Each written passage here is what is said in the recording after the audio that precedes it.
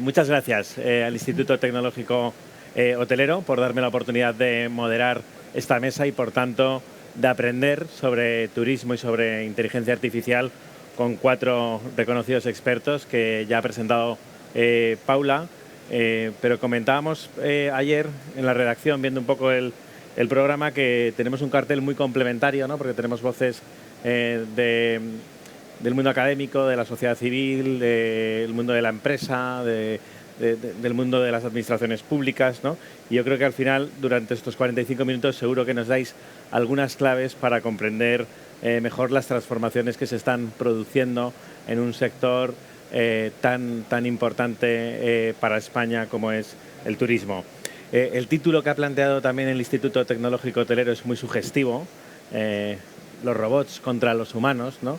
Es un título que ya enuncia cierto enfrentamiento, cierto conflicto, y a mí lo primero que me vino a la cabeza cuando lo ojeaba ayer fue ese movimiento de los luditas, ¿no? Que a principios del siglo XIX en Inglaterra se organizan porque ellos sienten que la revolución industrial les ha dejado de lado, les ha dejado del lado de los perdedores, ¿no? Y se enfrentan a las máquinas destrozándolas, ¿no?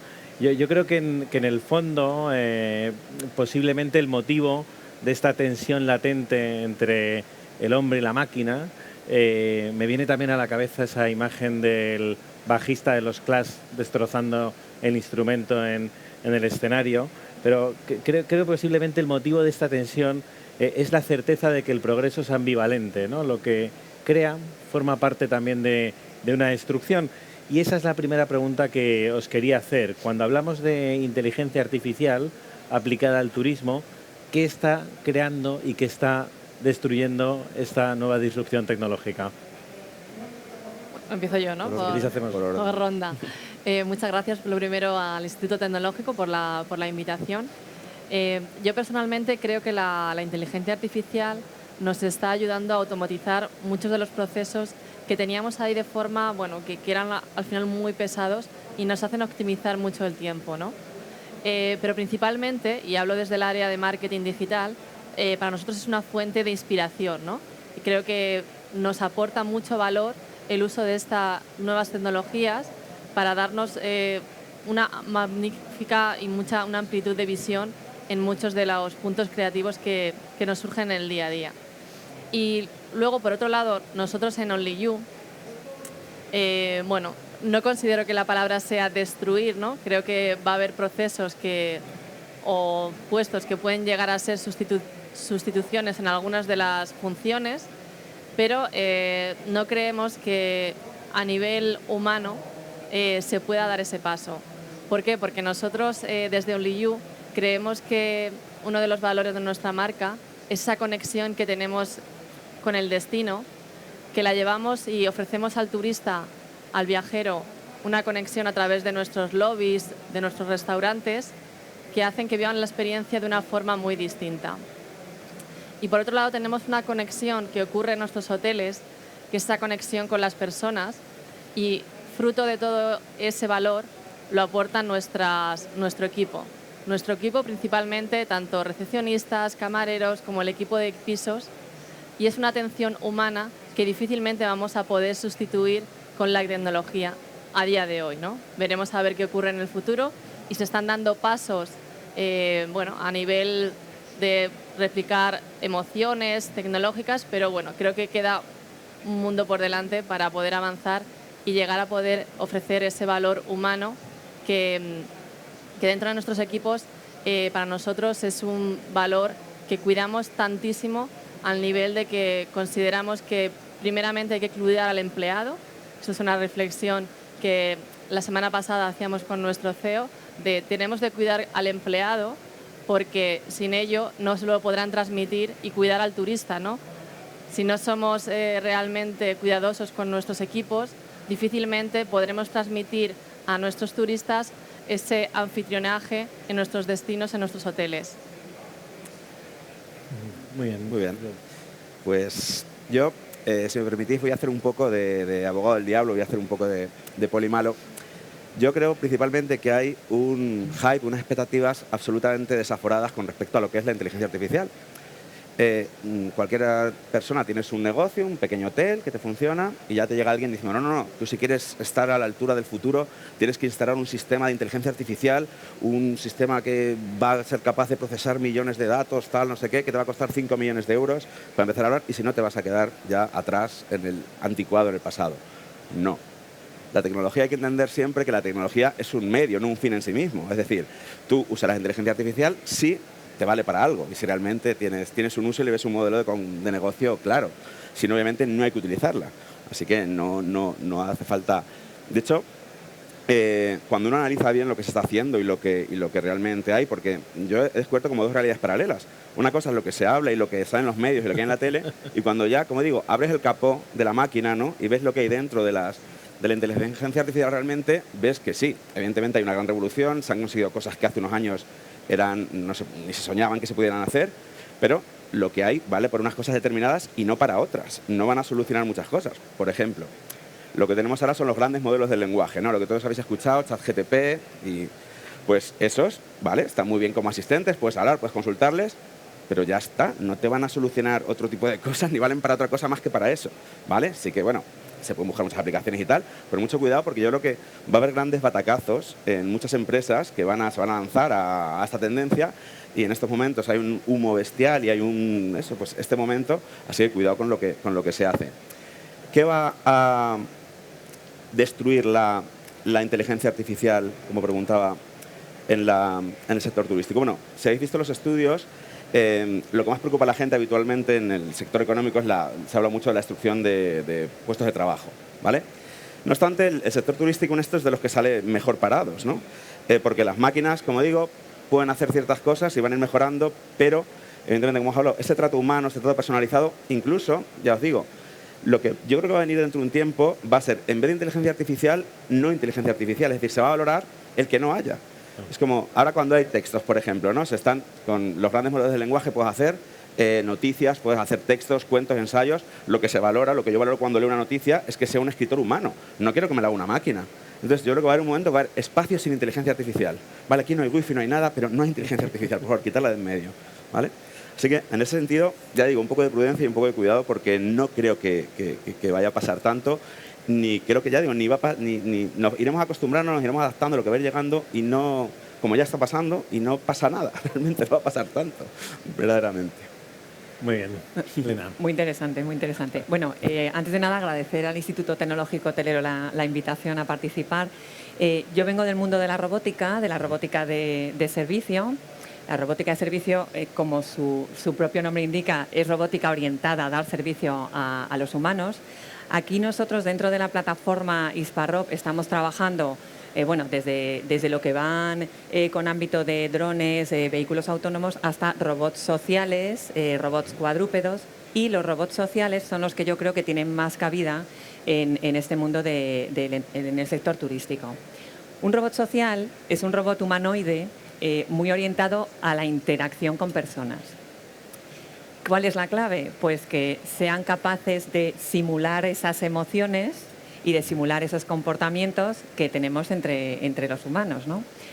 Pero estoy de acuerdo contigo en que efectivamente yo creo que hay unas expectativas que se han generado que todavía la robótica no está a ese nivel. Al final, entender que la robótica en el fondo es una interfaz para la inteligencia artificial. Detrás de un robot va a haber una inteligencia artificial que es la que yo voy a utilizar para que el robot tenga luego estos reconocimientos, identificaciones y sea capaz de controlar esta interacción, ¿no? Estas interacciones todavía no son fluidas, son muy frustrantes, pero es cierto que la aparición de ChatGPT, ahí sí que creo que puede venir una revolución y va a abrir un abanico de posibilidades que hasta ahora no somos conscientes. Y toda la parte de detección de emociones. O sea, yo creo que esto sí que va a avanzar y ahí va a intentar competir con este tipo de interacciones entre humanos, ¿no? Pero bueno, dicho esto, yo sí que creo que la robótica puede aportar lo que es la personalización de esa interacción. Tened en cuenta que un robot con los que nosotros hemos empezado a trabajar hablaban 20 idiomas y ahora ya utilizando todo lo que son las herramientas de Google, de Amazon, pueden hablar más de 100, 120 idiomas. Esto va a ser difícil que te lo pueda dar una persona, esto un robot te lo va a poder dar. Vamos a poder adaptar la interacción a lo que es el entorno cultural del visitante, del turista. se trata eso de averiguar cuáles son un poco sus necesidades, cuáles son sus expectativas y que el robot en la interacción se adapte a ellas. Ahora sí que es cierto, el robot te permite hacer empatizar de una manera que no te permiten las pantallas. Esto es un poco lo que se pretende también aportar con este tipo de robótica humanoide. Sí que es cierto que hay que tener en cuenta que hay que saber muy bien dónde se ubican a los robots. Es decir, en un aeropuerto, cuando entras directamente y lo que quieres ver es si tu vuelo está en hora o no, no tiene sentido que pongas a un robot a hablar contigo, ¿no? Ahí una pantalla te va a hacer las funciones perfectamente. Pero a lo mejor llegar a un hotel, si hay una cola para hacer el check-in, que pueda haber un robot complementario que pueda ayudar a hacer ese check-in, yo creo que sí que ahí puede aportar cierto valor, ¿no? Habrá que ver en qué momento esa interacción es de valor, ¿no? para el proceso que se quiera utilizar. Y luego, claro, podemos pensar en todos los robots de servicio, los robots camareros que pueden estar atendiendo por plantas, los robots de limpieza. Yo creo que estas tareas muy rutinarias, muy repetitivas, el robot sí que las puede hacer mejor que las personas. Es más, lo que dices también es cierto. Un robot nos va a hacer muy bien una tarea concreta. Nosotros al final una persona hace muchísimas tareas y muy heterogéneas. Un robot puede hacer muy bien una tarea muy homogénea, pero a lo mejor para sustituir a una persona necesitamos 3 o 4 robots. Esto también hay que tenerlo en cuenta. El debate de que va a destruir empleo, esto hay que abrirlo porque va a ser así. Estuve, de hecho, anoche en una cena con una eminencia en inteligencia artificial, un profesor de la Universidad de Granada, y él me decía que ya hay estudios que se puede destruir hasta un 50% de los empleos actuales. A lo mejor hay discrepas, Santiago, ya, pero él sí que me decía que esto va a ser paulatino. Que en absoluto va a ser, porque si no aquí habría una revolución social. No es para nada. Esto va a ser paulatino y se crearán empleos que efectivamente ahora no somos conscientes, ¿no? de cuáles van a ser ni de cuáles pueden ser. Pero sí que se espera una gran revolución. Y luego la parte que comentaba, Elena, yo creo que es cierto. Aquí la parte de la pérdida de la interacción humana en el turismo es clave. Yo creo que eso habrá que ver, tendrá que decidir el hotel, desde mi desconocimiento del sector turístico, pero yo creo que efectivamente tendrá que decidir el hotel qué quiere ser, ¿no? Que seguramente habrá clientes que quieran hoteles desatendidos, donde tú simplemente llegas, te registras y bueno, luego ya visitas la ciudad o haces tus actividades, y habrá clientes que quieran un hotel personalizado totalmente aislado de inteligencia artificial, de tecnología, de robótica, y eso existirá. Efectivamente va a ser así. Y no me extiendo más. Muchas gracias, Elena. Jonathan, esa visión desde las administraciones públicas. Bueno, buenos días a todos. Feliz Fitur y esas cosas que se dicen. A mí me dan ganas de quitar el micro e irme a mi casa con lo del empleo. O sea, yo ya no tengo ganas de mucho más desde las 8 de la mañana aquí. Pero a ver, yo soy un fiel usuario de la tecnología, pero no soy en absoluto creyente de la sustitución del capital humano en el sector turístico. Eso es imposible. Evidentemente, la robótica y la inteligencia artificial van a sustituir tareas concretas. Pero estamos en una industria que muchos de nuestros profes y mentores y compañeros lo llaman la industria de la felicidad. Yo no me veo, y el año pasado en este mismo sitio, cuando contaba todo el proyecto de metaverso, inteligencia artificial que tenemos en Málaga, puse un vídeo de una película que salía en 1993 que se llama Demolition Man, donde había 2 personas, Sandra Bullock y Sylvester Stallone, que tenían relaciones sexuales con un casco a distancia. Es que ni siquiera creo en que las emociones puedan ser sustituidas, ni siquiera ese tipo de emociones, con la tecnología.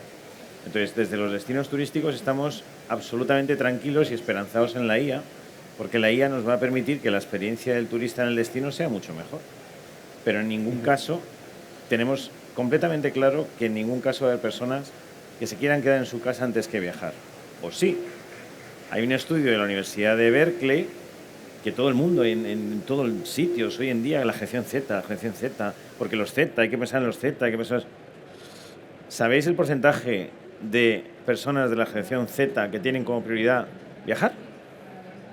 El 28%. Sus prioridades son el consumo de videojuegos, las suscripciones online y Netflix. yo me apuesto con todos vosotros que si hacemos un test de interacción social y de habilidades sociales en la generación Z, nos podríamos alarmar. Entonces, a mí lo único que me da miedo es que este tipo de generación, los menores de 20 años, la gente que viene por detrás, se quede esclava de la tecnología. Ya hay agencias de viajes que permites ir a coger una cita previa en Shanghai, por ejemplo, ¿no? Xanadu. Puedes ir con unas gafas, te sientan en una butaca que te da un masaje y tú ves 7, 8 vídeos de 7, 8 hoteles o 7, 8 ciudades y tú te quitas a los 40 minutos las gafas, reservas en un iPad táctil que tienes al lado y te vas a tu casa. Bueno, es una preexperiencia, pero sustituirlo por la experiencia, honestamente, yo no creo. Yo creo que la IA, como a nosotros nos está pasando, nos está permitiendo hacer una experiencia más ad hoc y muchísimas otras cosas que ahora iremos contando poco a poco, ¿no? Muchas gracias, Jonathan. Me gustaría ahora que fuéramos al terreno, a casos prácticos, y preguntaros cómo está mejorando ya la inteligencia artificial la experiencia del viajero en el destino y cómo puede seguir mejorándola en los siguientes años. Si queréis, vamos ahora de Jonathan para acá, es que hacemos zigzag. Sin problema. Nosotros tenemos muchos proyectos que ya os digo que os invito a descubrir en la ciudad de Málaga. Nosotros somos la única ciudad de España que controla las emociones de los turistas, ya en la actualidad. Tenemos una red de cámaras con las cuales podemos saber cuáles son las emociones, que nos traquean en diferentes emociones, hasta un total de 60 emociones, alegría, tristeza, pero derivan mucho más, por zonas y por nacionalidad, con las MAC de los teléfonos. Con lo cual, nosotros sabemos cómo se siente la gente en la ciudad, cómo se siente, de qué manera, de qué no manera. Eso suelto, sin más, puede ser un dato que nos puede servir para saber qué mejorar en la comunicación hacia cada una de las nacionalidades y los lugares de la ciudad que hay que mejorar, ¿no? Pero eso solo no servía de mucho. Ahora, con la IA, nosotros podemos a eso sumarle los comentarios en redes, un montón de cosas, y nos hace un trabajo que en la actualidad no ocurría. Pero a mí me da miedo una cosa, y lo decía Santiago muy bien, y no puedo estar más de acuerdo. A mí me da muchísimo miedo el humo y el guruismo de este sector que viene desde la época de las redes sociales. Yo te hago el cuñaísmo de yo te llevo las redes, yo te hago tal, y con la IA está pasando igual. A nosotros nos llegan a los destinos, nosotros tenemos la suerte de ser el Silicon Valley de España e intentamos que las empresas sean empresas, tanto startups como grandes empresas consolidadas, los que nos están ayudando en este modelo, nos empujen en todo esto de casos de estudio en terreno. Pero sí llega muchísima gente, y a mí es lo que me da mucho miedo, que a las administraciones públicas que no tienen ese know-how, no tienen ese background, le puedan vender absolutas barbaridades que no valgan absolutamente para nada, como decía Santiago, y que va a estar ocurriendo. En este sentido, aparte de las emociones, a nosotros nos permite, y se presenta mañana, os invitamos en el stand de Málaga a conocerlo, presentamos un prototipo con Microsoft y con Mastercard, que está hecho para las empresas y las pymes de Málaga, para que cualquier empresario, bar, restaurante, etcétera, etcétera, le pregunte a un modelo basado en ChatGPT. Imaginaos cargando todos los vuelos que llegan, todos los gastos que han tenido las nacionalidades, todo lo que ha pasado en la ciudad en los últimos 3 años se ha cargado con Microsoft y Mastercard y Mabrian, y nos presenta un modelo a través del cual yo soy el dueño de un bar, estoy tranquilamente fregando mis vasos en un momento de... Oye, ¿qué nacionalidades de turistas puede que reciba yo hoy más? Pues hoy, en función de los vuelos, de las experiencias, días de la semana, históricos, hoy vas a recibir un 35% de noruegos, un 17% de británicos y el resto serán andaluces. A mí eso me parece oro puro, no. Lo siguiente, puedes adecuar tus plantillas, puedes adecuar sus habilidades, sus idiomas, puedes preparar todo en hoteles, en hostelería, puedes hacer absolutamente todo anticipando de lo que puede venir. Yo creo que la anticipación para un destino es clave. La administración somos dinosaurios en la gestión, no somos a lo mejor como las empresas públicas turísticas, por desgracia. Entonces, ¿cuál es nuestro problema? Necesitamos anticipación, hay que contratar con tiempo, bla, bla, bla. Y este tipo de inteligencia a nosotros nos va a permitir tener una especie de oráculo basado en dato, no basado en humo, que nos va a permitir tanto al sector público como privado tomar decisiones. A mí, en cuanto hay mucha gente en la ciudad que ya estamos valorando que también tengamos ese tipo de, lo que eran los chatbots, ¿no? Ese asistente, para qué ocurre en la ciudad en tiempo real, ¿no? Pero a mí una cosa, y la lanzo aquí para hablar después, que me da un poco de miedo, y yo lo he hecho, es, oye, me quiero ir este fin de semana a Sevilla. Hazme un tour de 2 días en Sevilla de gastro tal. Te lo saca a la perfección. Si tú le das más las ideas que quieres, te lo da más. Me preocupa la intermediación turística, con la aparición de la IA, y cómo va a afectar a las empresas más que a los destinos. Pero para los destinos turísticos en sí, yo solo veo beneficios porque va a intentar y va a ayudar a que tanto el empresariado conozca de antemano lo que va a ocurrir y que el turista que lo visita pueda planificar de antemano y disfrutar más el tiempo que pase en los destinos. Bien, Georgina. Sí, yo os traía un ejemplo, pero voy a mencionarle a Jonathan, es que justo tenemos un proyecto con Málaga, con la policía local, porque van a ser uno de los primeros que van a utilizar un robot cuadrúpedo para Sí. gestionar todo lo que es la seguridad en las calles de Málaga. Eso es. Y bueno, desde luego ahí son pioneros, eso lo debo decir, lo debo decir. Entonces, bueno, un poco yo os traía un ejemplo, y es que nosotros el año pasado, con Madrid Destino, que es la agencia turística de la Comunidad de Madrid, ellos sacaron un concurso de lo que denominaban robot as a service, ¿no? Un robot como servicio. Este concurso lo ganamos nosotros, y lo que pedían, y de hecho os invito a que vayáis porque está en la Casa de la Panadería de la Plaza Mayor, era un robot. Está Pepper de SoftBank Robotics, es el famoso robot humanoide blanco de 1,20, este es muy conocido. Entonces, bueno, lo que ellos querían era que el robot, creo ahora mismo habla 4 idiomas, en inglés, español, italiano y francés, y estamos haciendo ahora la siguiente también versión en japonés.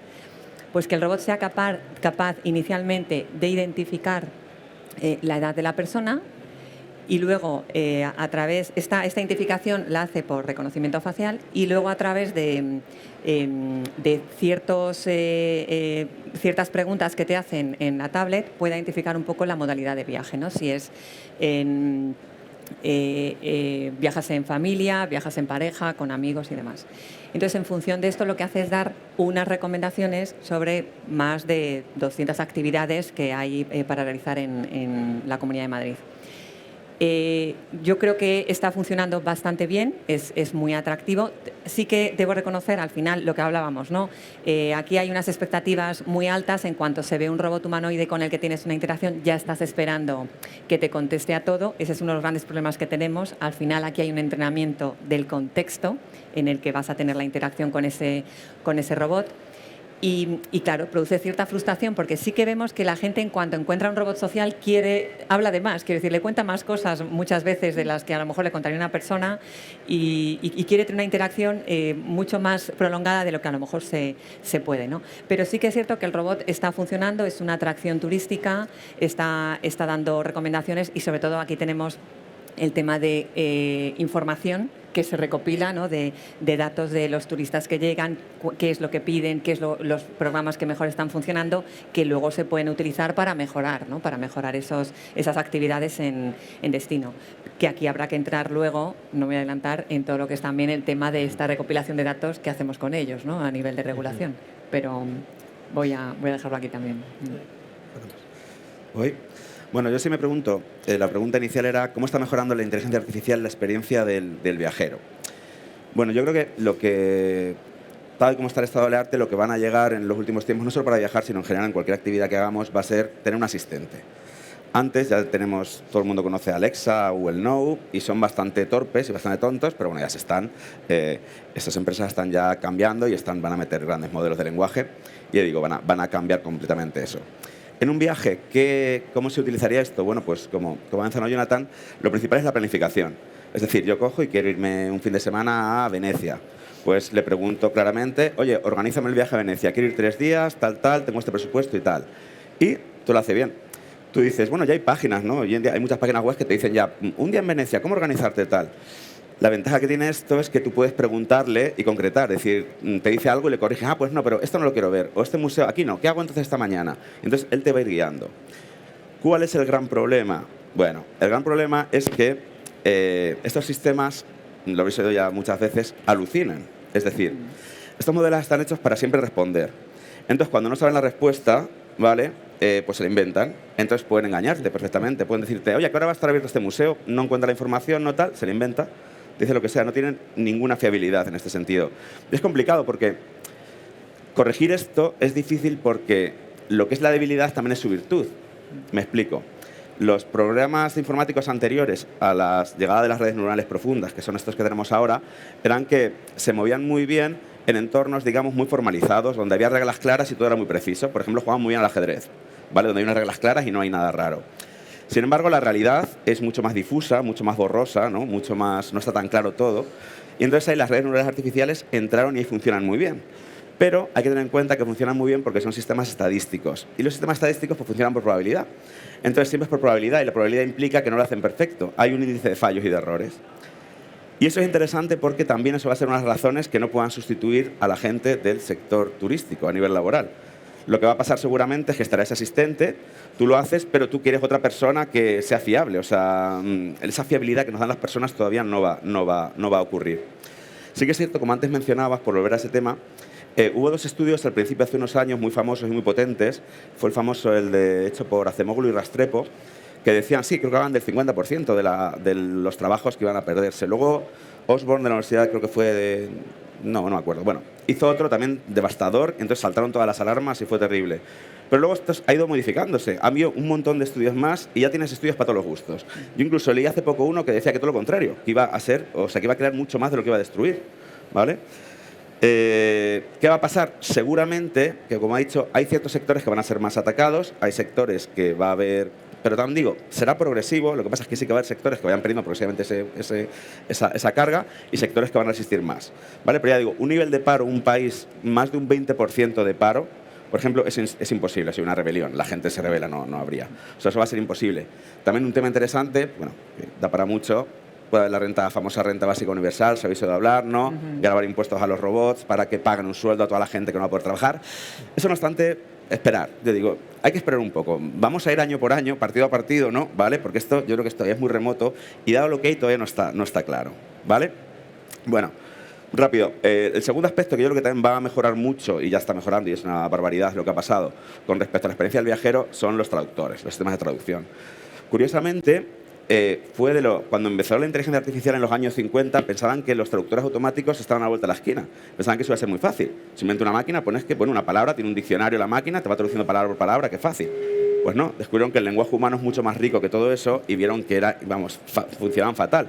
Y de hecho hubo un famoso informe, el informe ALPAC, que paralizó el campo de la inteligencia artificial y de la traducción automática porque dijeron que esto no se podía conseguir y que esto era terrible. Pues gracias a las redes neurales profundas se ha conseguido. Si todos habéis utilizado el Google Translator, funciona súper bien. De hecho, yo que leo muchísimos artículos en inglés, pues voy más rápido traduciendo con Google Translator que yo mismo, se lo hace mejor. Algunas dudas yo corrijo y digo, mira, esto lo he hecho mal, y me doy cuenta, pero en general es mucho más efectivo, ¿vale? Entonces ya digo, la traducción automática que puedas ir con un sistema directo, que tú puedas hablar con cualquier persona de cualquier país a velocidad real, eso va a ser una pasada y bueno, y eso sí que está aquí prácticamente. Vale, bueno, ya está. ¿Me he ido mucho? Genial, genial. Bueno, yo creo que han dado una foto bastante amplia, ¿no?, de lo que puede mejorar la experiencia del viajero.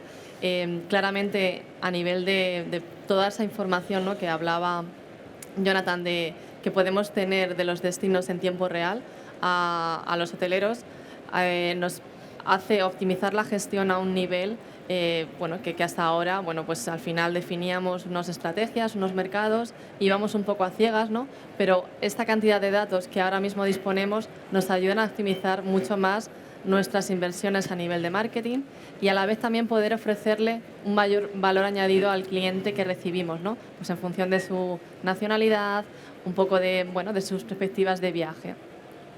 Y también quería comentar un poco, que es lo que ha dicho también anteriormente Santiago, y era todo el tema relacionado a... Es verdad que ha habido un hype, ¿no? Y que muchas veces tenemos como millones de propuestas a nivel tecnológicas que vamos adaptando y muchas veces no sabemos hacia dónde vamos, ¿no? Yo creo que a nivel empresa tenemos que repensar y un poco definir el camino hacia dónde vamos para poder elegir cada uno de los partners tecnológicos y no meternos en desarrollar determinadas herramientas que al final a lo mejor no están en el foco de tu negocio y estás perdiendo una cantidad de tiempo en un camino que no te va a dar ninguna rentabilidad a lo largo. Muy bien, os quería preguntar también por la regulación, porque los cambios tecnológicos se producen a un ritmo, como sabemos, vertiginoso, y los reguladores parece que pueden seguirlo a duras penas, ¿no? ¿Cómo valoráis la regulación actual de la inteligencia artificial en el sector turístico? Bueno, yo creo que todavía hay algo y está la normativa europea que entrará en vigor en el 2016, pero está claro que el ritmo es muchísimo más lento de lo que la tecnología avanza. No obstante, no te puedes quedar un poco esperando a ver cuál es el marco legal exacto, en qué parámetros se va a definir, pero sí que es verdad que hay una realidad que preocupa, ¿no? A nivel de datos, y hay muchas empresas que ya se están planteando de utilizar inteligencia artificial sí o no, desarrollar algo propio, pero también está ocurriendo otro punto que es, los costes de utilizar esta tecnología son X, pero según va avanzando hay determinados players que ya están siendo absorbidos por los más grandes, y esto ocurre que los costes vayan incrementando, ¿no? Y hasta qué punto va a ser poder hacer accesible la tecnología para todas las empresas si estos costes se siguen incrementando. ¿Vale? Bueno, mira, en el campo de la inteligencia artificial hay como 3 grandes potencias jugando, ¿no? Está por un lado Estados Unidos y China, y por otro lado está Europa, ¿no? ¿Cuál es el problema con respecto a la legislación e inteligencia artificial? Pues que nosotros, y yo estoy contento por ser europeo, vamos a ser los polis, vamos a ser los que legislemos. Porque ya sabéis, en Estados Unidos ahí tienen son antilegislación. O sea, Estados Unidos nunca va a legislar contra sus intereses. Nunca lo ha hecho en la historia ni lo va a hacer nunca. Entonces ellos hacen lo que sea y da igual. ¿Vale? ¿Qué decir de China? China va a hacer evidentemente peor. No lo sé. ¿Vale? De hecho, China siempre no sabemos muy bien lo que están haciendo porque nunca hacen nada público, en fin. Bueno, entonces, ¿cuál es el problema? Europa sí legisla, y eso está muy bien. Hay que defender los derechos de las personas, hay que defender, en fin, hay que defender una legislación y hay que hacerla bien. ¿Cuál es el problema? Si legislas, puedes ralentizar, ¿vale?, el avance. De hecho, Estados Unidos, muchas empresas, ya OpenAI, etcétera, han amenazado muchas veces mira, esto pues en España no lo vamos, o en Europa no lo vamos a poner. Bueno, entonces, claro, te quedas atrás.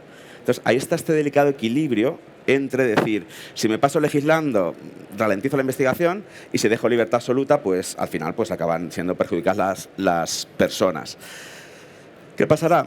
Pues no lo sabemos. Está la ley europea ahí que se está ahora mismo todavía debatiendo.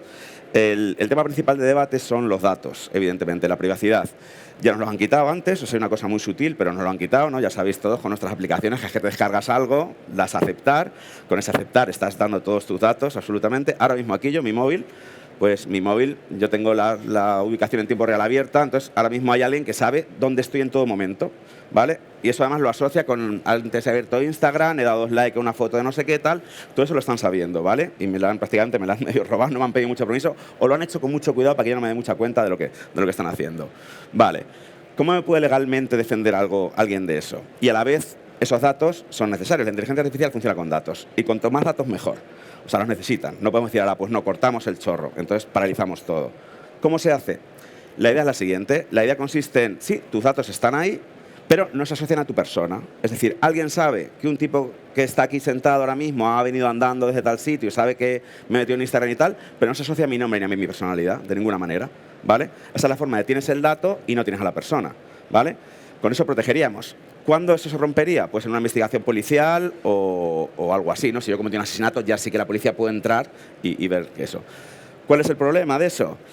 Que tenemos que confiar en que la gente va a ser buena, que la policía va a ser buena y no va a investigarme sin deber, que, en fin, o imaginaos un sistema como China, ¿no? Un sistema dictatorial donde pueden investigar, o simplemente investigar a gente importante, ¿no? A mí no me importa que tengan mis datos porque yo no soy nadie, ¿no? Pero si fuera el rey o si fuera el presidente del gobierno, mis datos sí que son muy importantes. Entonces, ahí nos queda eso de hasta qué punto quién le va a poner ahí el cascabel al gato y cómo funcionar eso. Pero digo, está en debate y por lo menos yo estoy muy contento de que hay muchísima gente trabajando y se están proponiendo muchas cosas, pero hubiera sido que se hubiera dejado o que se hubiera tal. Sí que es cierto, como han mencionado, la lentitud, siempre, el problema que hay con la tecnología es que es mucho más rápida que la legislación.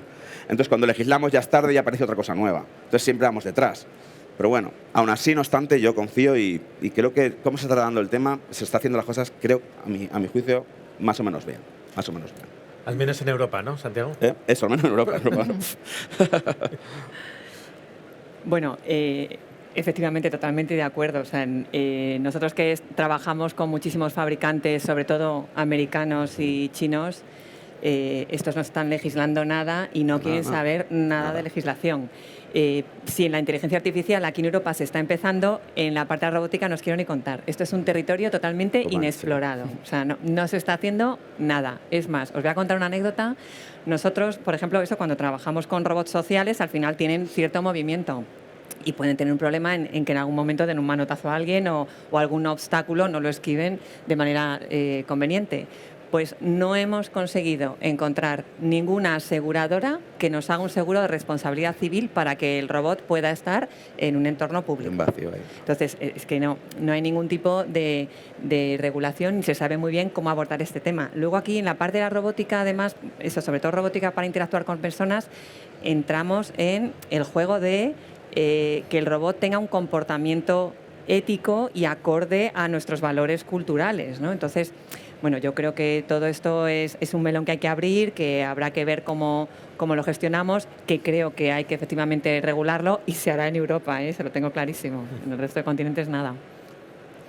Bueno, no, nada más que añadir, ya lo han dicho ellos. Yo no soy muy optimista en la velocidad, acordaros toda la polémica de Google y las noticias en Internet y demás, que eso ha estado 11 años con la legislar todo el tema de las noticias en Internet. O sea, yo no soy optimista, yo soy de las personas que piensan que en el momento en el que tú tienes un cacharro de estos, tus datos no los tienes. Vas a firmar, te protejo, en absoluto. Estuvimos en una anécdota muy divertida también, para que veáis hasta qué punto de nuestros amigos los chinos. Estuvimos en el Puente de Diciembre en Shanghai, que el año pasado fue el 50 aniversario de Picasso, y fuimos a Shanghai a inaugurar unos murales en el metro de Shanghai de España, Málaga y Picasso, y allí todo es WeChat. Claro. Pero para pagar los baños públicos en la calle, pero absolutamente todo. Los taxis, el Uber, todo es una aplicación. Tu vida está ahí entera. Bueno, pues el concejal de turismo, Jacob Florido, con el que iba, yo me bajé WeChat tranquilamente, lo tenía hace tiempo, reconozco, y estaba trabajando, y él no podía bajárselo. Y a los 3 o 4 días de estar ahí, una alarma, como si fuera una alarma de fuego en el teléfono, que lo tiró del susto, además, y era una alarma sonora y visual que ya tenía permiso para bajarse eso. ¿Qué pasa? Que descubrimos después con gente de allí que nos informó cómo le estuvieron analizando durante 3 días ese teléfono, porque sabían que era una autoridad pública española, sabían absolutamente todo y le dieron luz verde para que pudiera usar la aplicación. O sea, en el momento en el que tú tienes esto, el que se crea que sus datos son suyos, de verdad vive en otro planeta. Yo es la forma de pensar que tengo al respecto y los hechos me lo demuestran, con lo cual la legislación en la IA, ¿para qué nos va a servir? Si la IA va a saber antes que nosotros cuándo nos vamos a poner malos, cuándo vamos a... Es que yo creo que es una lucha perdida, honestamente.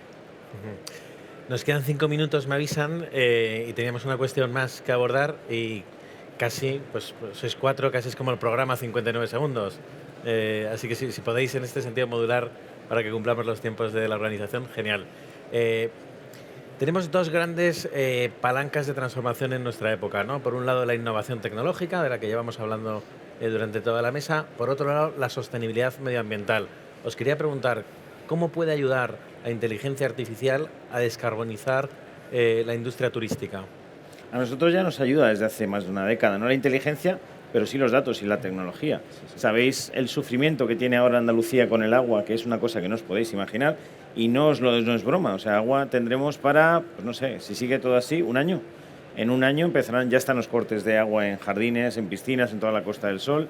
Imaginaos cómo eso puede afectar al turismo. O sea que, honestamente, a nosotros nos preocupa más el agua que la carbonización y descarbonización, porque sobre eso también hay muchos mitos. Ayer en el foro Estel Tour, el presidente de Nostrum nos decía que la chorrada de evitar los vuelos de 2 horas y media, que es una absoluta tontería, porque cuando tú evitas eso, lo que haces es que proliferen otros más largos con mayor frecuencia todavía, con lo cual estás aumentando la carbonización del medio ambiente, ¿no?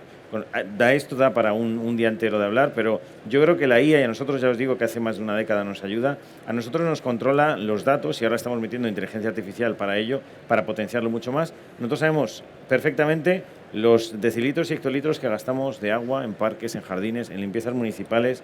Gracias a todo esto nosotros podemos calcular también la huella de carbono que vienen a las personas que se alojan en Málaga, cuál es la huella de carbono que hay. Tenemos una herramienta junto con Costa del Sol que nos permite saberlo de antemano, pero yo creo que la IA va a traer todos beneficios en pro al menos de conocer los datos de carbonización y descarbonización que estamos trabajando. Otra cosa será cómo lo apliquemos y que seamos tan buenos o malos de atajar el problema, ¿no?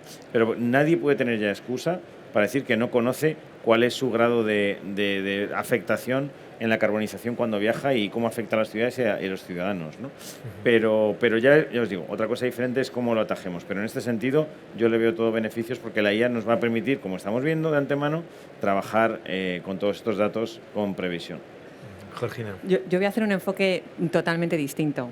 Y es que os voy a dar unos datos. Yo esto de la inteligencia artificial tal y como se está ejecutando hoy, yo creo que no es sostenible. Nada. Porque no sé si tenéis la información, ChatGPT se ha sabido ahora que para entrenar el modelo GPT-3 ha utilizado 700.000 litros de agua. Sí. Y no solo Eso es bueno. una locura. Y de hecho salió también un informe que ahora mismo una conversación con ChatGPT de unas 30 preguntas y respuestas consume medio litro de agua. Entonces, esto no es sostenible. De hecho, ya se están estudiando nuevos modelos de cómo gestionar ChatGPT entrenando con menos datos o ChatGPTs Bueno, más pequeño. ligeros en Sims, ¿no? Entonces, yo creo que esto es algo que hay que valorar. Sí que entiendo la apreciación que haces, Jonathan, de que sí que nos puede dar información para saber nosotros cómo consumir menos recursos y ser más sostenibles, pero la raíz de cómo funciona hoy en día la inteligencia artificial no es sostenible. ¿Sí ves lo que quiero decir yo?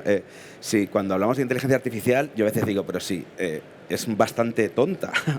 Si tú coges un gran modelo de lenguaje, si tú coges ChatGPT, cómo funciona, son sistemas de redes neurales gigantescos, ¿no? Son muy grandes. Y lo que hacen es, para entrenarse, empiezan a hacer cualquier acción aleatoriamente. Entonces, lo que hace es, primero le quiere enseñar a que juega al ping-pong. Pues lo conectas a un brazo robótico y al principio mueve el brazo así haciendo sin sentido. Cada vez que le da la pelota, pues lo premias. Entonces, lo que hace la red es, tiene un sistema, un mecanismo de una función de error que se llama, que lo que hace es reajusta toda la red entera para que la próxima vez sea más probable que haga que le dé la pelota, ¿no? Entonces, así durante millones de veces hasta que al final lo hace muy bien. Pero es lo que ocurre, cada vez que en cada intento, cada momento de entrenamiento que hace millones y millones y millones, se revisa entera toda la red, ¿vale? Es decir, es un mecanismo de una eficiencia absolutamente nula, lo cual hace que el consumo de energía y es salvaje, es una locura. O sea, y esto no se dice mucho, pero son absolutamente una barbaridad. Y de hecho, los estudios que hay intentan hacerlos más pequeños o con mecanismos de aprendizaje que sean un poquito más eficientes. Por lo tanto, es absolutamente salvaje lo que consumen.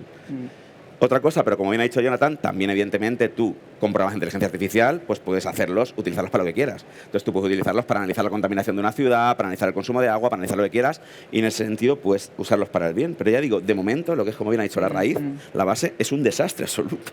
O sea, contaminación pura.